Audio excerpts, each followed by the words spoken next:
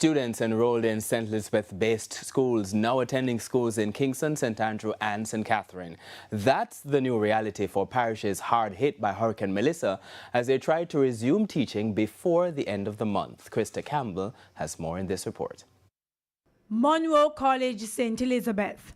The school on a hill brought to a new low after suffering extensive damage from a Category 3 Hurricane Beryl that didn't even make landfall on the island in July 2024. 16 months later, a Category 5 Hurricane Melissa shattered floors, ripped out windows, and peeled a recently replaced roof from this building. But Principal Dr. Mark Smith says it was a little better this time around. While not as bad as what occurred in Hurricane Beryl, where we had 33 of the 35 buildings having serious damage, this time we have 8 of the 35, a testament to the work our contractors would have done in ensuring that the roofs, we have more modern roofing systems. Although electricity and telecommunications are still not restored in many of the communities in St. Elizabeth, St. James and Westmoreland, where most of the students are from, school is expected to resume first virtually come Monday, November 24, 2025, then gradually reopen for physical classes with special exemptions for students who do not board.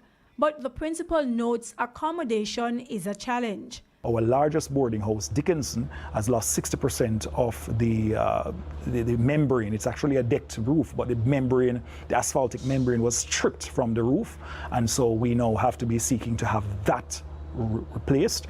But without that, we have a capacity around 160 plus, and so if we are able to get Kingston on, then we'll be able to bring our full capacity beer of 300 students that we can house. He says the students who don't usually board at the school will be allowed to do so after assessments of the damage their parents suffered from Hurricane Melissa.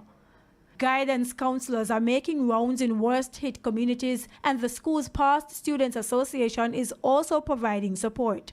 And so we have cost each, the cost to have each boy here per month, and we're ensuring that we work with them to support those students, to ensure that they have lunch, that they have 3 square meals a day, and to also ensure that where they need books or other equipment and material, that they're able to get it, to get them through this very tough time. That tough time made easier by schools over 100 kilometers away in other parishes which are taking in some Munro students.